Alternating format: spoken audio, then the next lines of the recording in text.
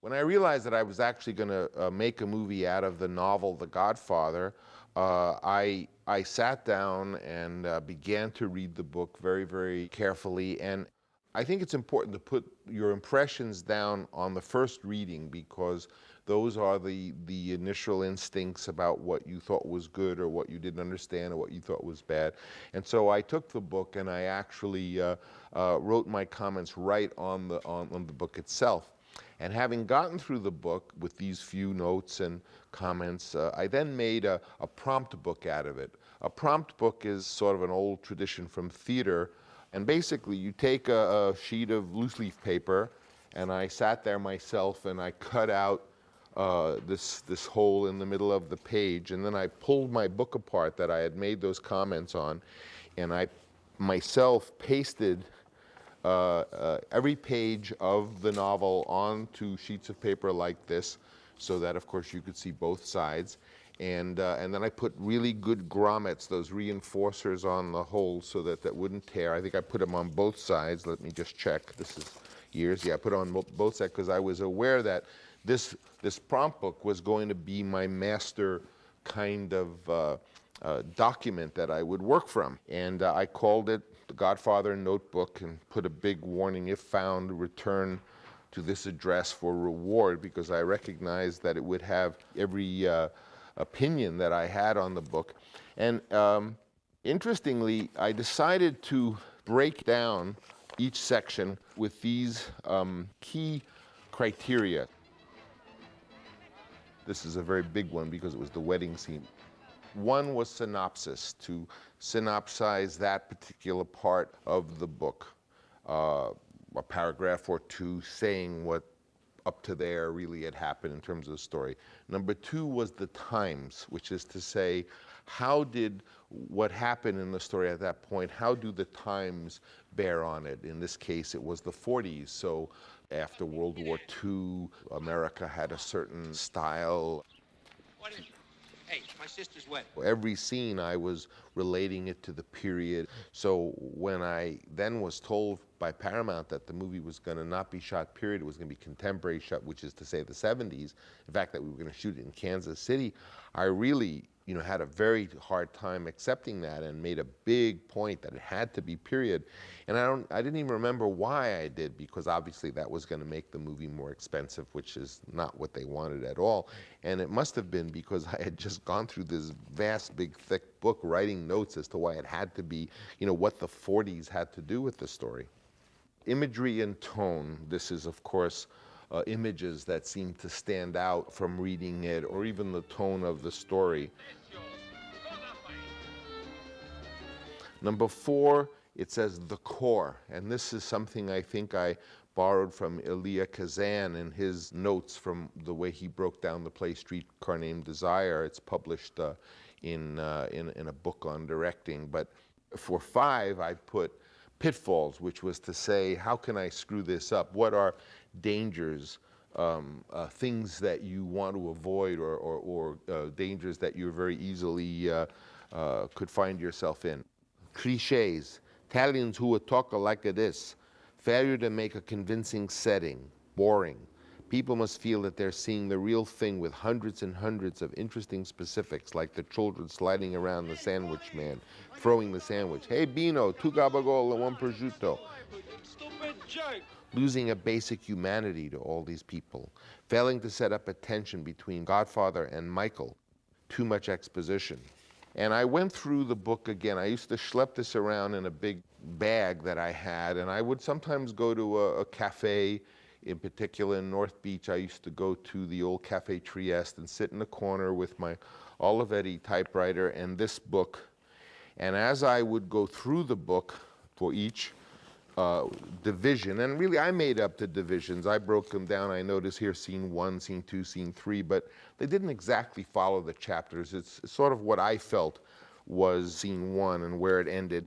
What was interesting is that by doing that, after I had gotten through the whole book, I was able not only to have those first few notes that I had written in the book, but I had the big wide margins that the prompt book pages gave me, so I could in great detail chart what I thought was happening. This document was a kind of multi-layered roadmap for me to direct the film. And I remember when I did direct the film, although there was a script, obviously, I tended to take this around and work on The Godfather. Again, I had that kind of canvas bag where I could carry this. And I was more interested in really working from this because on one level, it had the actual book rather than a screenplay. Which would have left so much out. And so I was able to review not only Mario Puzo's original text, but all my first notation as to what little signs as to what was important to me or what I felt was really going on in the book.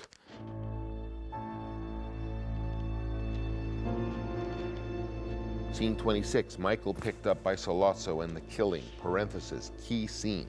The core, to show the killing as terrifying and explicitly as possible, having taken the tension to an unbearable degree, to further define Michael's character in regards to his cool, totally calm execution of these men. Pitfalls, rushing this would ruin it, otherwise the scene can't be ruined.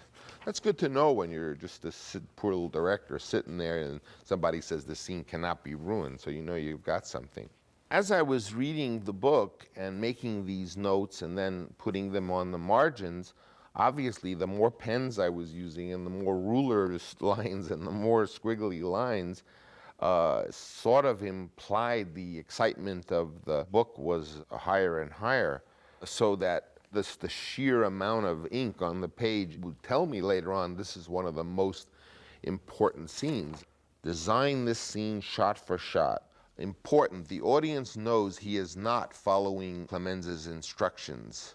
Clemenza had told him specifically exactly what to do, and if you see that he wasn't doing it, it would be suspenseful. Hitchcock, designed, he chokes, frozen time, hit hard and bloody, his fork frozen midair, gun almost against Sollozzo's head, really close. Get this for the audience. Mist of blood. We went to great length in that scene to put mists of blood in the air. McCluskey's fork frozen midair as he watches Sollozzo's brains fly through the air, his own choking when shot in the throat. There's an asterisk. An asterisk in a book or a script for me means a super important part. The gun in his hand, he starts to leave without dropping it. That's what Clemenza had told us, drop the gun immediately, and he's going and he's not dropping the gun, so hopefully the audience is dying. Drop it, drop it, drop it. He jumps in the car and rolls away, all very easy, should be easy. Michael disappears, we don't see him. Now, pick up the tempo. So I knew just from looking at all these colors and things in the book that this was going to be a very, very important scene, and indeed it was. Not only for the movie, but for Al Pacino, because it was in that scene that the executives of Paramount Pictures first caught a glimmer that maybe I had not been crazy in wanting to cast him. I'm in the Sicilian section. I see it says the core, to show how Michael meets and falls in love with Apollonia and demonstrate that he intends to marry her and indicate Fabrizio's desire to go to America. 5, pitfalls.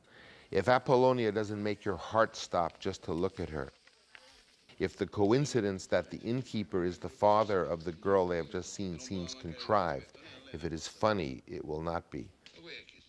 If Michael's quick decision to marry her seems unlikely, if Michael in a subtle way does not have the quality of a Don. On page 79 of the book, we have the actual shooting of the Don. Whenever I felt there was a really important part of the book that was going to be in the movie, I would sit there with my ruler and really underline. So this details the shooting. My margin notes are the shooting, great detail. The Don is the main character of the movie. So as in Psycho, we are totally thrown when he is shot. How would Hitchcock design this? Hitchcock was such a master about manipulating information for the audience, usually telling you things so that you were equipped to enjoy what you were seeing. Rather than withholding information, he would give you information. Designed carefully. The rolling fruit, sound off stage, an appearance of total confusion. I had done this preparation before I wrote the script, so I wrote the script from this, but the script was really an unnecessary document. I didn't even need a script because I could have made the movie just from this notebook.